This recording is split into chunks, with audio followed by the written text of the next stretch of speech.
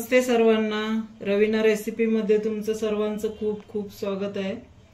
तर आज तुम्हाला मी नाचणीचे लाडू बनवून दाखवणार आहे। नाचणीला रागी पण म्हणतात। तर आमच्याकडे कोकणामध्ये नाचणीची भाकरी, नाचणीचे घावणे हा प्रकार असतोच। तर आज मी तुम्हाला नाचणीचे लाडू बनवून दाखवणार आहे। तर त्याच्यासाठी बघा साहित्य मी काय काय घेतलंय। तर तुम्ही आहे ना नाचणीचं पीठ हे मी चाळून घेतलेलं आहे। तर हे गूळ घेतलेला आहे। तर गूळ मी पावशेर घेतलेला आहे। तर अर्धा किलो नाचणीचं पीठ घेतलेलं आहे चाळून। तर तुम्ही आहे ना आता हे जिन्नस मी सगळे घेतलेले आहेत आयटम, हे माझ्याकडे होते म्हणून मी सगळं घालते त्याच्यामध्ये। जर तुमच्याकडे फक्त नाचणीचं पीठ, गूळ, तूप, खोबरं असेल तर तुम्ही खोबरं घालू शकता, ड्राय फ्रुट्स घालू शकता, खसखस वगैरे। जरी ड्राय फ्रुट्स नसले तरी तुम्ही गूळ आणि नाचणीचं पीठ आणि गूळ आणि खोबरं घालू शकता, फक्त ह्याचे सुद्धा बनवू शकता। तर आता माझ्याकडे हे सगळे आयटम होते थोडे थोडे म्हणून मी सर्व घालून बनवणार आहे। तर तुम्ही शेंगदाणे किंवा फुटाण्याची डाळ, पंढरपूर डाळ म्हणतात, ती सुद्धा घालून तुम्ही लाडू बनवू शकता। कारण नाचणी ही आपल्या शरीरासाठी कॅल्शियम, भरपूर कॅल्शियम मिळतं त्याच्यामुळे। तर अशी मुलं नाचणीची भाकरी खात नाही आणि हे जे ड्राय फ्रुट्स आहेत हे आपण द्यायला विसरतो मुलांना। त्याच्यासाठी आपण नाचणीचे लाडू जर बनवले तर रोज एक लाडू आपण मुलांना देऊ शकतो। त्याच्यासाठी हे सगळं आपण ड्राय फ्रुट्स, हे बघा डिंक घेतलाय मी, एक चमचाभर सफेद तीळ घेतलेत, खसखस घेतलाय आणि हळीव पण घेतलेत आणि हे खारीक पावडर होती माझ्याकडे, मी दुकानातनं, किराणा दुकानातनं मी खारीक पावडर आणलेली, तर पावडर घेतलेली आहे आणि हे तूप घेतलेले आहे अर्धी वाटी। तर आता हे मी तुम्हाला नाचणीचं पीठ भाजून घेते। याच्यासाठी मी इकडे कढई ठेवलेली आहे आणि याच्यामध्ये पीठ घालून कोरडं पीठ, अजून तूप नाही घातलेलं आहे मी, कोरडं पीठ मी 5 मिनिटं तरी भाजून घेणार आहे व्यवस्थित, कारण तूप घातल्यानंतर लवकर मग भाजत नाही। थोडासा कलर चेंज झाल्यानंतर मी थोडं थोडं तूप घालणार आहे। ते मी व्यवस्थित आता चांगलं भाजून घेते। ते बघा मी 5 मिनिटं चांगलं परतून घेतलेलं आहे, थोडासा कलर चेंज झालेला आहे आणि बारीक गॅसवर मी भाजून घेतलेलं आहे। तर आता मी थोडंसं तूप घालून घेते आणि असं अजून 10 मिनिटं तरी व्यवस्थित चांगलं परतून घेणार आहे। म्हणजे ते पिठाचा आपल्याला सुगंध यायला पाहिजे, त्यावेळेला आपण समजायचं की पीठ व्यवस्थित आपलं भाजलेलं आहे आणि कलर पण चेंज होतो त्याचा।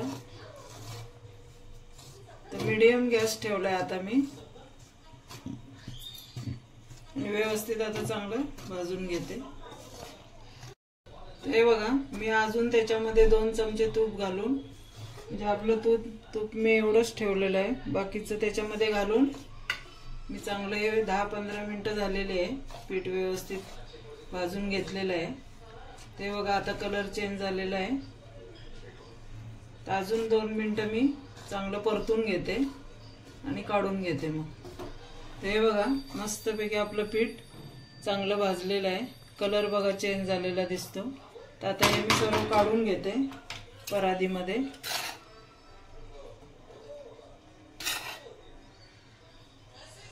तर आता मी पीठ काढून घेतलेलं आहे। तर आता याच्यामध्ये खोबरं भाजून घेते, म्हणजे ना जे कोरडे जिन्नस भाजून घ्यायचे असतील ना ते भाजून घ्यायचे, म्हणजे खोबरं, खारीक पावडर आणि बाकी मग सर्व आपलं तूप घालून हे करून घ्यायचं। तर आता हे खोबरं मी भाजून घेते। तर या खोबऱ्यामध्येच मी आता हे खसखस घालून घेणार आहे, म्हणजे आपलं खसखस आहे ना उडणार पण नाही आणि जळणार पण नाही। ते बघा मी आता हे काढून घेते।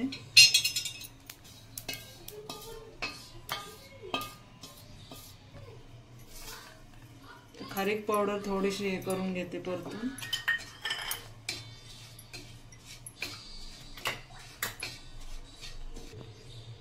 तर आता याच्यामध्ये मी तूप घालते,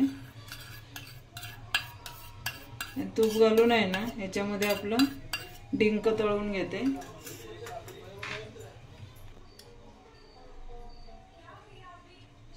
थोडा थोडा डिंक घालून तळून घ्यायचा।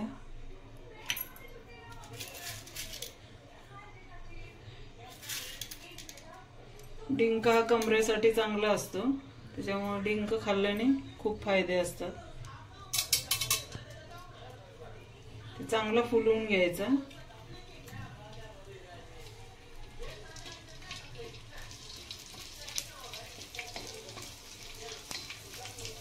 असं फुललं पाहिजे,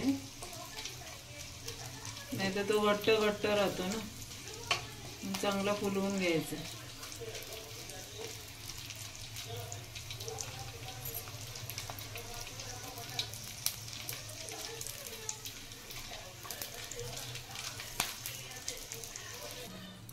हा बघा डिंक मी आता तळून घेतलेला आहे।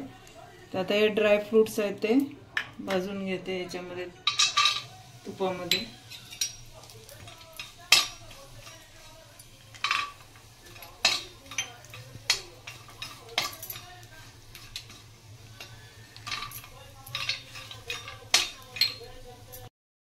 ते आता मी थोडंसं तूप आहे, हे दोन्ही एकत्र जरा जरा परतून घ्यायचे, तिळे उडतात ना।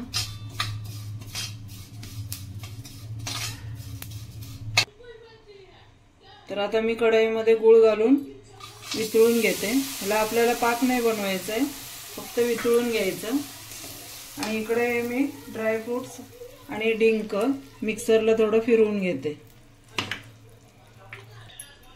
ते बघा आपलं गूळ वितळलेलं आहे, वितळून घेतलंय, फक्त पाक करायचं नाही। आणि इकडे वेलची पावडर 1 चमचा मी घालून घेते याच्यामध्ये।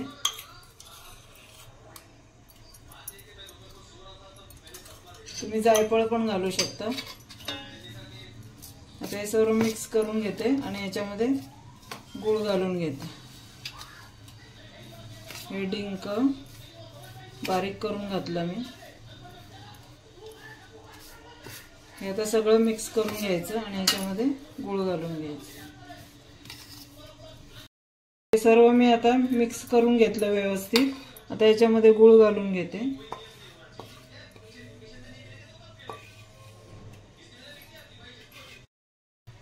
ते बघा मी गूळ घालून घेतलेलं आहे। आता हे व्यवस्थित सगळीकडे मिश्रण करून लाडू वळवून घेते। ते आता हे मिश्रण गरम आहे म्हणून मी चमच्याने व्यवस्थित मिक्स करून घेते। ते बघा असं सर्व मी मिश्रण मिक्स करून घेतलं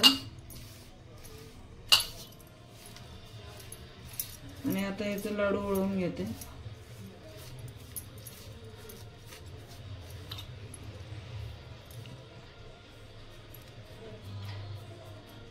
हे महिनाभर टिकणारे लाडू आहेत।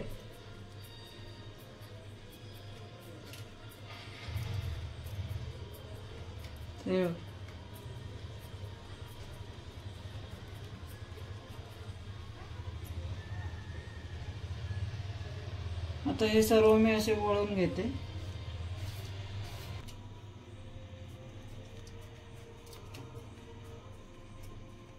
तुम्हाला जेवढी साईज लहान मोठी पाहिजे तेवढं तुम्ही बनवून घेऊ शकता। हे बघा मस्त वळले जातात।